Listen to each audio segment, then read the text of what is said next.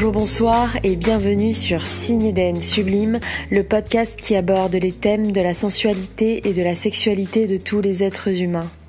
Peu importe le genre, l'orientation ou les pratiques sexuelles de celui qui écoute, cet espace est destiné à toutes les personnes avisées, curieuses, confirmées ou non, qui prônent l'ouverture d'esprit, le respect et la bienveillance.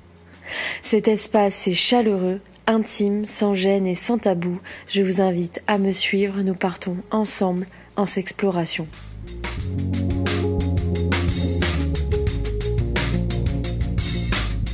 Nous allons parler du sexe, du coït intensif. L'hypersexualité, aussi appelée sexualité compulsive, est un comportement sexuel humain qui se traduit par une recherche continue et persistante d'actes sexuels. Je suis avec Wax, qui va nous parler de sa sexualité. Bonjour Wax. Bonjour Finn. Alors pour commencer, peux-tu me parler un peu de toi, de ton parcours par rapport à la sexualité ? Alors, j'ai commencé exactement il y a 3 ans et demi, à vraiment me lâcher sexuellement. J'ai vécu pendant environ 12 ans avec une personne où je me sentais prisonnier de mes envies, de mes fantasmes. Donc j'ai préféré, il y a à peu près 3 ans, vraiment prendre ma vie en main et me libérer de toute cette pression que mon ex me donnait, et même la société, sur la sexualité et sur les mœurs. Ok. À quel moment tu t'es rendu compte de ton hypersexualité ? En fait, au tout début, où j'ai commencé à avoir certaines envies, certains fantasmes, j'étais en couple et j'avais une certaine frustration en fait dans ma vie où je me sentais pas épanoui. Et que j'avais besoin d'avancer et de découvrir de nouvelles choses.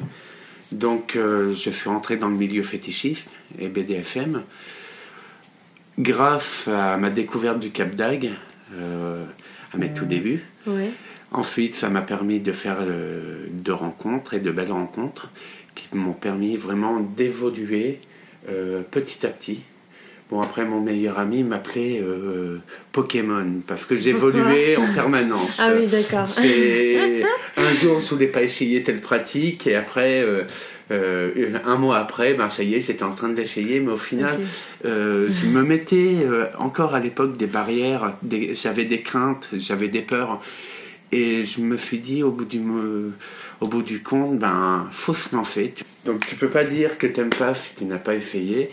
Et ça m'a permis, le fait de m'enlever toutes ces petites barrières petit à petit, et d'être curieux aussi, et d'aller aussi vers les gens, leur demander pourquoi tu fais telle pratique, quel plaisir tu as à faire, par exemple, du shibari, de la suspension, de la momification, toutes ces pratiques différentes, et toutes mes rencontres m'ont permis d'avoir ces explications-là. Je les ai essayées, donc il y en a que je n'ai pas aimé et d'autres où j'ai trouvé énormément de plaisir, mais c'est vraiment se libérer de ces barrières, comme je disais tout à l'heure, et rencontrer. Aussi, la rencontre fait beaucoup. La rencontre des gens est importante, et le dialogue. Et c'est ce qui permet aussi à tout le monde d'avancer et de connaître de nouvelles expériences. Concrètement, qu'est-ce que tu recherches dans l'acte sexuel ? Donc ça va être la découverte de nouveaux corps, de nouvelles façons de prendre en main, vu que je suis la personne qui reçoit, donc c'est moi qui me fais baiser en général. Donc chaque mec est vraiment différent dans sa façon de toucher, dans sa façon de prendre. Donc il y a aussi l'échange, c'est des échanges de regards. Quand tu es sur le dos, tu te fais baiser le mec, c'est aussi très intéressant de voir son partenaire dans les yeux, car ça crée aussi un lien, comment on dit, on peut dire ça, une fusion. Oui. Ça peut être une fusion et très intéressante, car des fois tu as de très belles surprises où là ça devient un plaisir vraiment très intense, où l'excitation monte très très haut. Après il y a aussi après je suis pas uniquement dans des pratiques habituelles. Ouais. Je peux aller directement voir jusqu'à l'uro. Ça peut être jusqu'à des pratiques sans capote, où je vais me faire, en parlant vulgairement, doser le cul, ou me faire gicler dans la gueule, voilà. Ouais. Me faire soumettre, me faire mettre à quatre pattes, m'humilier, me cracher dans la gueule, voilà. Je peux être très bien dans les pratiques soft à hard. Et c'est ça que je recherche aussi. Après, je n'exclus pas une personne qui veut juste passer un petit moment tranquille sans devoir passer par ces pratiques. D'accord. Et qu'est-ce que ça t'apporte ? Ce que ça m'apporte, un épanouissement personnel. Ça m'a permis de grandir, de voir aussi la vie en général d'une autre façon. En fait. Ça m'a permis réellement de grandir toutes ces années où j'ai eu une hypersexualité et de pouvoir aussi me poser les bonnes questions au bon moment sur mes pratiques, sur quand je dois me calmer, quand je dois dire allez, tu te calmes un petit peu pour quelques jours, pour cette semaine, tu te reposes un peu, tu reposes un peu ton corps, car quelque part ça a aussi des conséquences sur le corps où trop de pénétration, ton cul il te le rappelle. Ouais. Donc j'ai eu des soirées où j'ai passé des nuits de merde parce que t'as l'impression que tu vas te chier dessus tellement tu l'as trop travaillé, voilà. Mais il faut aussi des fois se calmer, même si je prends beaucoup de plaisir. Faut savoir se dire stop à certains moments pour pouvoir après reprendre tranquillement sans prise de tête et puis rencontrer des belles personnes. Est-ce que tu vois ta sexualité comme un antidépresseur ? Il y a aussi de ça. C'est une soupape en fait, comme tout le monde, on a tous notre vie personnelle, on a tous nos problèmes personnels, que ce soit au boulot, familial. Donc on a besoin de ça aussi, je pense, de la sexualité pour se libérer un peu de tout ça et pour éviter d'y penser en fait aussi. Après, il faut pas non plus rentrer dans les extrêmes comme les addictions sexuelles, quoi. Donc mais à un moment donné, tu parlais d'addiction sexuelle, donc tu étais dans ce schéma-là ? Je l'ai eu, ouais. Je l'ai eu et j'étais pas du tout dans la même optique que j'étais aujourd'hui. Avant, c'était hop, j'avais un petit coup de mou, hop, j'allais en boîte à cul, à gogo. Et c'est vrai que j'ai mon meilleur ami un jour qui m'a repris, c'était à Paris. J'avais baisé tout le week-end, j'étais allé en boîte à cul tout le week-end. Et c'était le soir, j'étais au resto, c'était le dernier soir. Et vu que j'étais pas du tout heureux dans la vie que j'avais à l'époque, en fait, j'ai commencé à sortir à mon meilleur ami, un autre pote qui était avec nous. Pour moi, je vais aller en boîte à cul. Et mon meilleur ami m'a regardé, il m'a fait non. Je fais pourquoi non ? Il me fait non, t'es en train de te détruire. Il me fait là, t'es pas bien dans ta vie. Je le vois bien que le fait que tu vas rentrer chez toi, là, tu nous fais une dépression. Donc non, tu ne vas pas en boîte à cul, t'as baisé tout le week-end. Là, c'est même plus du plaisir, c'est vraiment malsain pour toi, pour ton corps, pour ta personne. Il dit là, tu t'enfonces, tu t'engouffres dans quelque chose qui va te détruire moralement, encore plus que tu es. Donc, c'est vrai que cette phrase m'a fait. T'as fait tilt.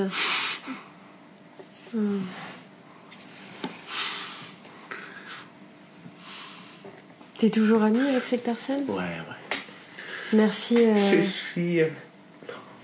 suis toute mouillée là. Bon, c'est pas moi qui te fais cet effet. Non. C'est moi mouillé, film. Non, c'est toujours un peu émouvant quand j'en parle parce que c'était vraiment une époque très difficile moralement pour moi. Mais aussi, c'est grâce à mon meilleur ami que je suis toujours en contact et que je revois de temps en temps, qui, grâce à lui, m'a fait ouvrir les yeux sur beaucoup de choses. Et c'est vrai que j'étais vraiment avant dans une relation toxique, donc c'est ça qui me détruisait aussi de l'intérieur, et que je ne prenais plus de plaisir dans le sexe, c'était vraiment automatique en fait. Voilà, le mot, c'était devenu automatique, robotique, tout ce que tu veux. Ouais. C'est vrai que avec toute l'histoire, puisque là, je vous dis, on a repris les questions après avoir terminé cette interview, et avec tout ce que tu nous as partagé, finalement aujourd'hui tu as l'air d'être épanouie, et tu véhicules aussi un message positif, et heureusement qu'il y a eu finalement cet électrochoc. Chaque expérience nous fait grandir au final. Et après, surtout le message que j'ai envie de dire, c'est qu'on n'a qu'une vie. On n'a pas à se faire dicter par qui que ce soit de comment on doit vivre, que ce soit dans sa sexualité ou dans sa vie professionnelle ou autre. On doit avancer à notre manière, et il faut vraiment s'en foutre des on-dit, des ci, des ça. Il faut penser, c'est peut-être malheureux aujourd'hui, mais il faut penser à sa gueule. Et à se dire qu'est-ce qui va nous rendre heureux. Voilà ce qu'il faut se poser comme question. C'est un beau message. Du coup, aujourd'hui, comment tu définis ta sexualité ? Très libre. Je m'impose très peu de limites. Je me dis qu'il faut... Je suis le courant. En fait, je me prends pas la tête. Je me dis, allez hop... je vais jouer avec un mec, le mec connaît mes pratiques, je connais les siennes, et après on fait, tout se passe au feeling. Ça ne sert à rien de prévoir telle ou telle pratique au final, à mes yeux après. Il faut que ça se fasse naturellement, car la chose principale, c'est que il faut prendre du plaisir. C'est ce qu'il y a de plus important dans tout ça. Quel a été le déclic pour passer d'une addiction sexuelle vraiment toxique à aujourd'hui une hypersexualité Alors je me suis mis en couple pendant 1 an, voire un petit peu plus d'un an, qui m'a permis de me poser, de me retrouver aussi. Ça m'a permis aussi de me poser des limites et des bases. Même si dans ma sexualité en général, je m'interdis presque aucune limite, mais ça m'a permis de me stabiliser et de ne pas aller dans la surenchère, l'exagération des plans cul. Est-ce que tu peux me donner un exemple, cette période un peu sombre dont tu parles, d'addiction, par rapport à aujourd'hui, de quelle manière tu peux la comparer ? Comment tu peux la comparer ? En fait, avant, quand je n'allais vraiment pas bien, c'est par exemple, j'allais en boîte à cul. Je me faisais déglinguer pendant toute une après-midi. Et par exemple, si je sortais de la boîte à cul et que je voyais que, hop, Grindr s'allumait, hop, qu'on me proposait un plan ou une touze, j'y allais sans forcément en avoir envie. C'était vraiment uniquement pour me défouler. Et là, c'était vraiment un défouloir, une exagération. C'était, comme je disais tout à l'heure, une autodestruction. C'est quand on n'est pas bien, on ne prend plus soin de soi. On s'oublie et on oublie même ses amis, sa famille. Et c'est ce qui m'est arrivé il y a 2 ans où j'étais dans une période très très sombre. Aujourd'hui, tu vas encore dans des boîtes à cul, tu t'amuses encore, etc. Qu'est-ce qui dissocie ta sexualité aujourd'hui de cette période sombre ? Je suis plus dans l'échange. C'est l'échange de plaisir. Dans la conscience aussi ? Oui. Après, là, c'est plus... quand j'en boîte à cul, oui, ça m'arrive d'avoir des moments extrêmes où c'est plusieurs mecs qui me passent dessus. Mais il y a aussi des moments plus intimes avec des mecs où ça va être vraiment un échange. Ça va être très sensuel, ça va être... voilà, ça va être moins barbare que ce que je faisais avant. D'accord. Si tu devais définir ta sexualité aujourd'hui, quelle serait-elle ? La liberté. Est-ce que tu peux me dire pourquoi ? En sachant que je suis actuellement célibataire, je me dis que je ne dois rien à personne, que je n'ai pas à me justifier de quoi que ce soit. Car quand tu es dans un couple, malheureusement, même surtout en couple échangiste, ou certains couples libres, comme j'ai pu vivre avec mon ex, où il fallait se justifier du pourquoi, du comment, de avec qui, de quand, où, et c'est invivable.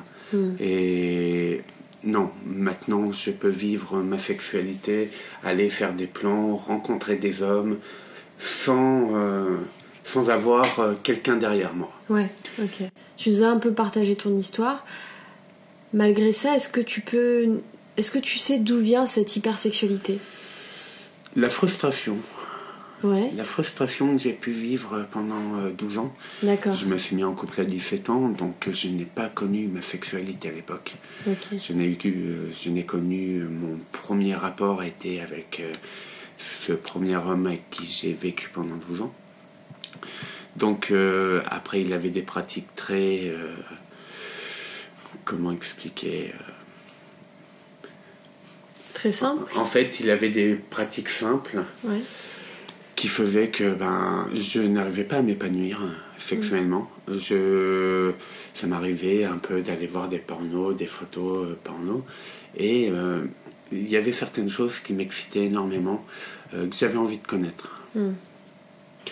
Et c'est comme j'expliquais tout à l'heure, c'est que j'ai pris la décision de me libérer de tout ça, où je suis entré d'abord dans le milieu fétichiste. Ouais. Au Cap d'Agde, au départ, j'y allais avec des épaulettes de foot américain, où j'ai commencé à me lâcher. Et ensuite, je suis rentré la même année, en fin d'année, dans le milieu puppy. Ouais.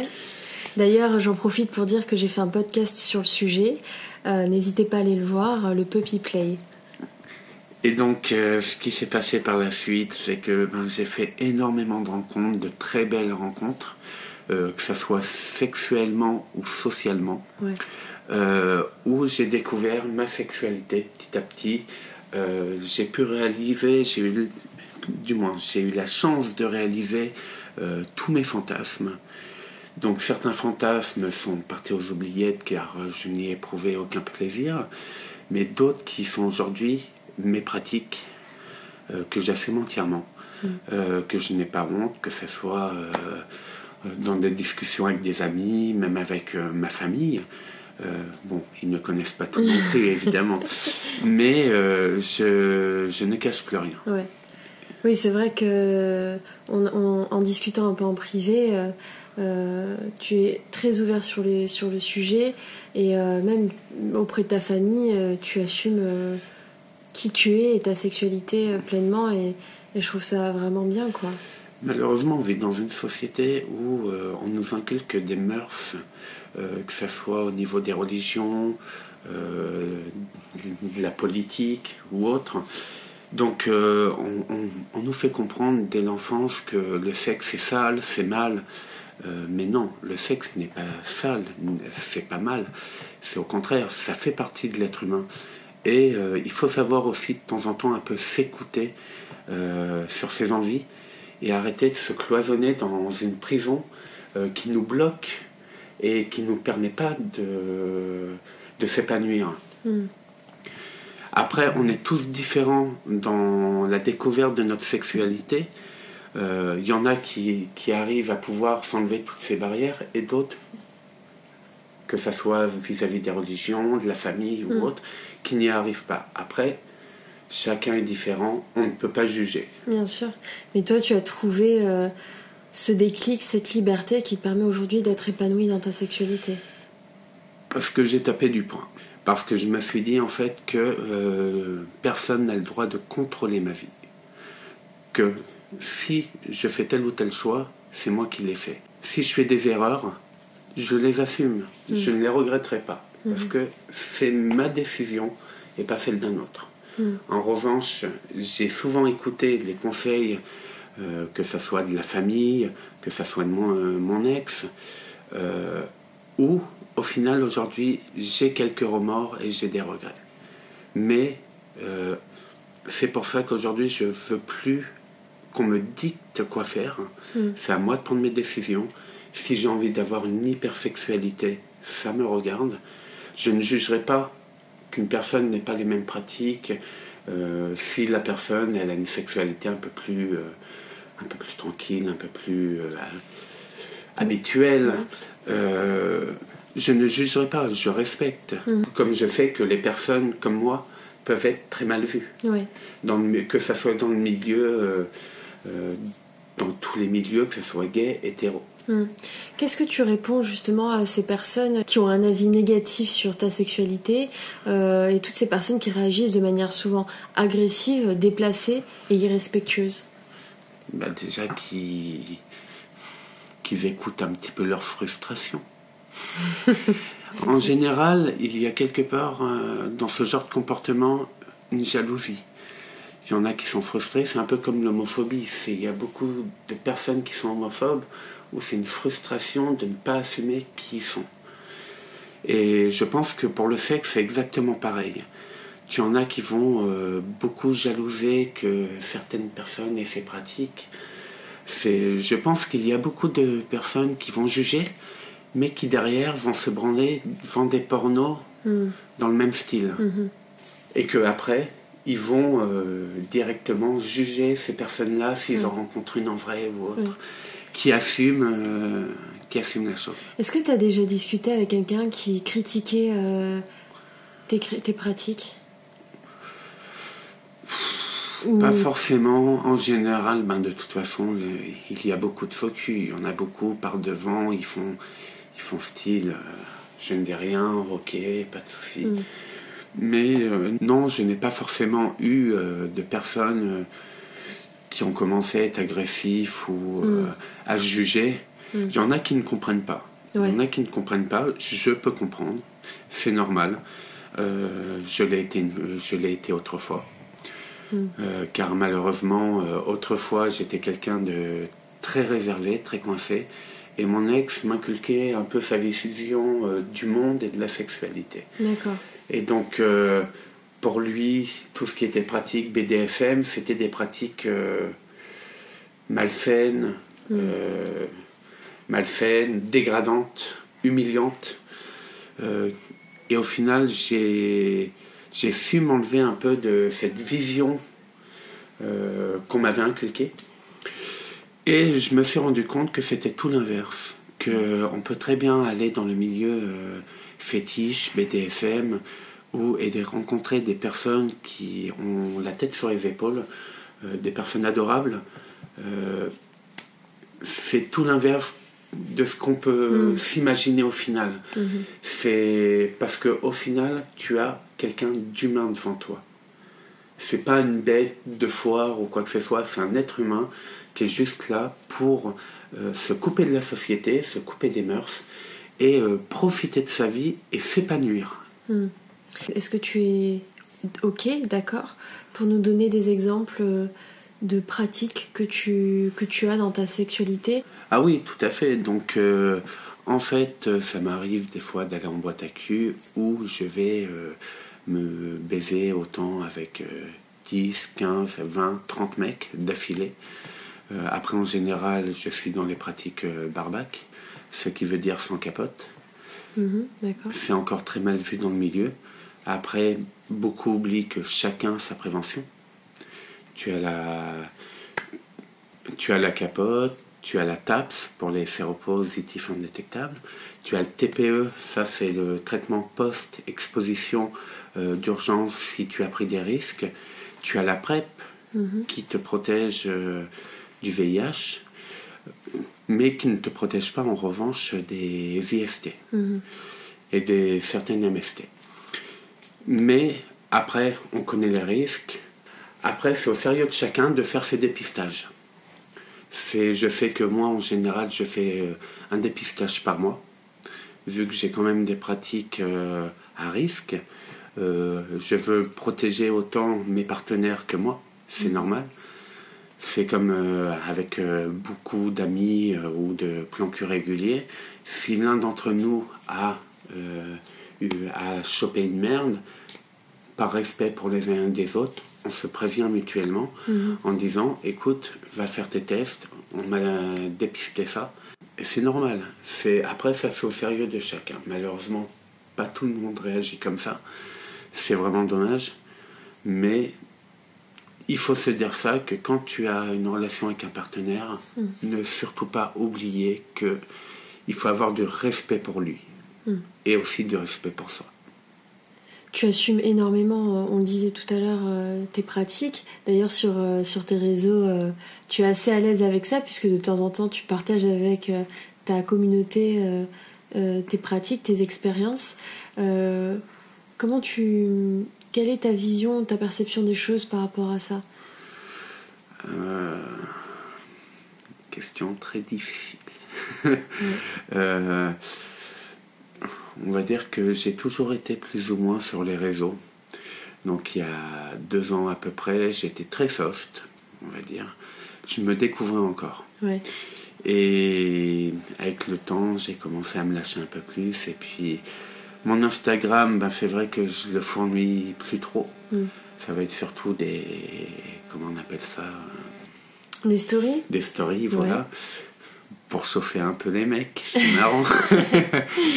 Après, sur Facebook, ça m'arrive de mettre des petits trucs, pareil, un peu pour déconner, qui peuvent être un peu trash, quoi. Donc, ouais. Mais en général, je fournis plus mon Twitter, où là, je commence à avoir une petite communauté de personnes qui me suivent à l'international. D'accord. Après, je suis très exhibe. Je n'ai pas de honte avec mon corps, même si j'ai un peu de gras, même si... j'ai pas le corps du cliché, du parfait gay, musclé, abdos, grosse bite, beau cul. Je m'en fous de ça. J'aime l'exhibition, j'aime le sexe, j'aime m'éclater, quoi. Je me prends pas la tête. D'ailleurs, j'en profite pour parler du podcast sur l'exhibition qui a déjà été posté. N'hésitez pas à aller l'écouter pour comprendre le monde de l'exhibitionnisme. Et je trouve que c'était tout à ton honneur et je te remercie de partager ça avec nous de manière aussi décontractée. Quels sont les plaisirs d'une activité sexuelle aussi intense ? Alors, les plaisirs. Il y en a tellement. Il y a certaines pratiques qui vont vraiment procurer des sensations vraiment uniques. Alors, j'en parlais d'une en particulier qui est très agréable pour moi en tout cas. Ça va être une pénétration et en même temps que la personne te pisse dans le cul en fait. Ouais. La sensation est vraiment très agréable. Quand on commence à parler d'uro, ça devient vite, c'est crade. Non, c'est pas crade. L'uro, juste pour ceux qui ne connaissent pas, c'est le fait d'uriner sur son partenaire. Sur son partenaire, dans son partenaire. Tout dépend de la pratique que tu vas avoir avec. Et donc, c'est des sensations vraiment où j'obtiens beaucoup de plaisir, où en même temps, ça fait une petite lubrification qui est vraiment très agréable, autant que pour le passif, que pour l'actif. Après, chaque pratique apporte un plaisir différent. Après, le mieux quand même est d'avoir un feeling, d'avoir quelque chose avec son partenaire qui fait qu'il y a un réel échange. Autant dans le regard, autant dans les caresses, la gestuelle. Voilà. Il ne faut pas oublier que le sexe est aussi un échange et pas un plaisir égoïste. Ça, beaucoup ont tendance à l'oublier. Après, il arrive à tout le monde, évidemment, comme ça m'est déjà arrivé, d'avoir envie de baiser, j'envoie ta queue, allez hop, un petit truc vite fait, et c'est parti. On a tous nos petits moments aussi, un petit peu égoïstes, mais après il faut aussi se recentrer sur les choses importantes, que les gens ne sont pas des bouts de viande, c'est un être humain devant toi, et que, ouais, il te donne du plaisir, mais il faut aussi que toi tu lui en donnes. Et c'est quelque chose pour moi qui est très important. Et à contrario, quels sont les aspects négatifs et les dangers de l'hypersexualité ? Alors, vu qu'en général tu as beaucoup de partenaires, tu peux avoir de très très mauvaises surprises. Tu peux avoir des personnes mal intentionnées ou qui vont penser que vu que tu es dans tel délire ou autre, ils peuvent se permettre telle ou telle chose. Donc ça peut être te pincer les tétons très fort sans te demander si tu aimes ou pas. Ça peut aller jusqu'au travail du cul vraiment violent qui peut être très désagréable, ça m'est déjà arrivé. Tu peux faire des mauvaises rencontres. C'est pour ça que parfois il vaut mieux ne pas trop se précipiter quand même. Essayer à apprendre à connaître la personne avec qui tu vas partager ce moment intime. Et que bien sûr, la relation sexuelle qui doit avoir lieu soit consentie. Bien sûr. Donc, pour se protéger, est-ce que tu peux nous redire de quelle manière se protéger de ces dangers ? Alors, tu as le préservatif. De toute façon, la capote protège en général de beaucoup de choses. Alors, ceux qui vont critiquer les personnes qui sont sous PrEP ou autres, n'oubliez pas, messieurs, dames, que sucer sans capote est l'équivalent à ne pas se protéger. Car vous pouvez choper des IST, des MST avec une fellation et une gorge profonde. Ça, il ne faut pas l'oublier. Après, chacun, comme j'ai dit, chacun ses pratiques, sa protection.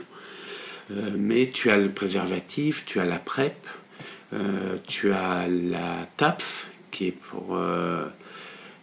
pour les séropositifs indétectables, et tu as le TPE qui est le moyen vraiment au cas où s'il y a eu un risque et que vous mettez la capote, vous allez en urgence à l'hôpital et on vous donne ce traitement d'urgence.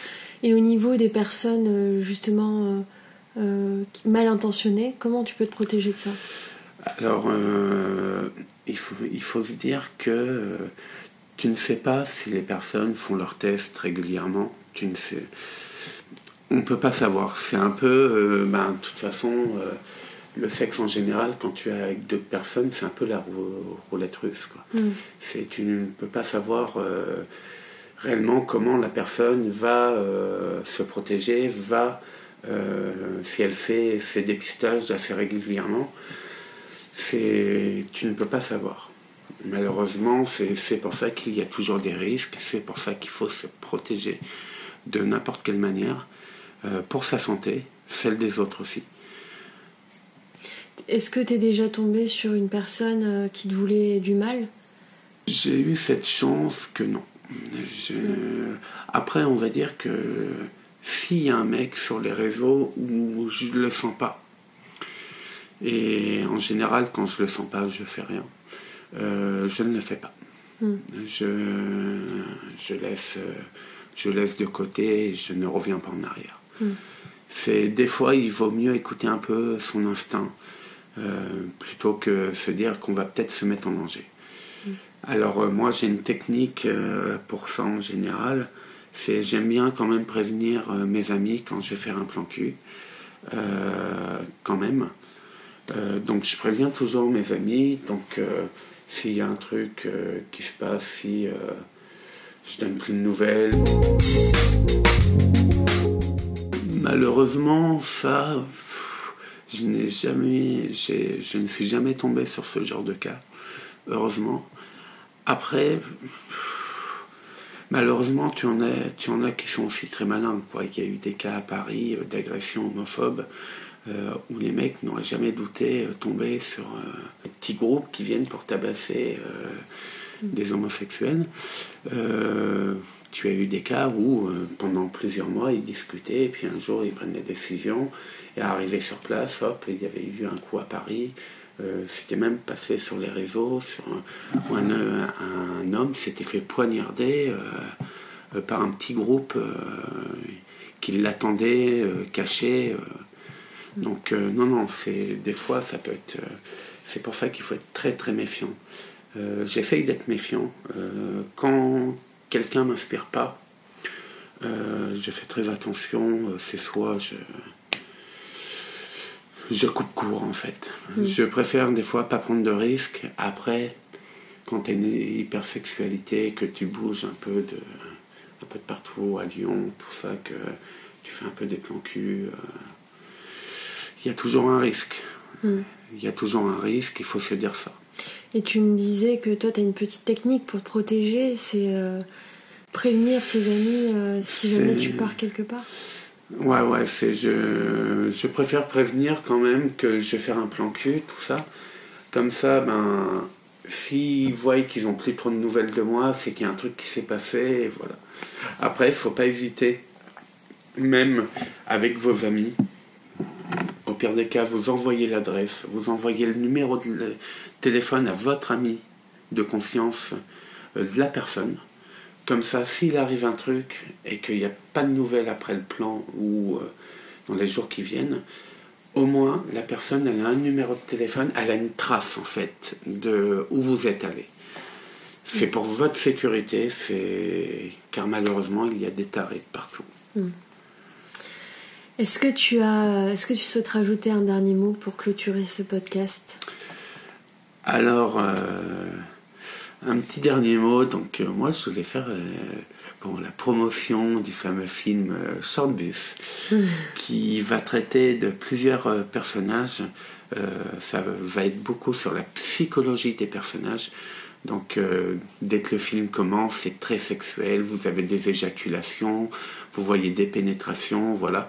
C'est assez rentre-dedans, c'est le cas de le dire.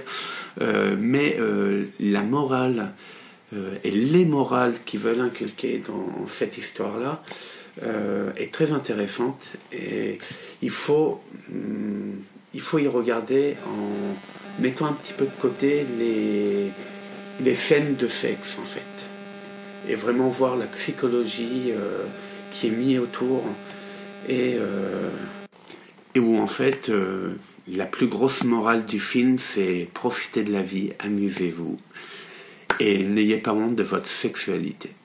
Merci beaucoup Wax pour ce témoignage très intime qui est personnel.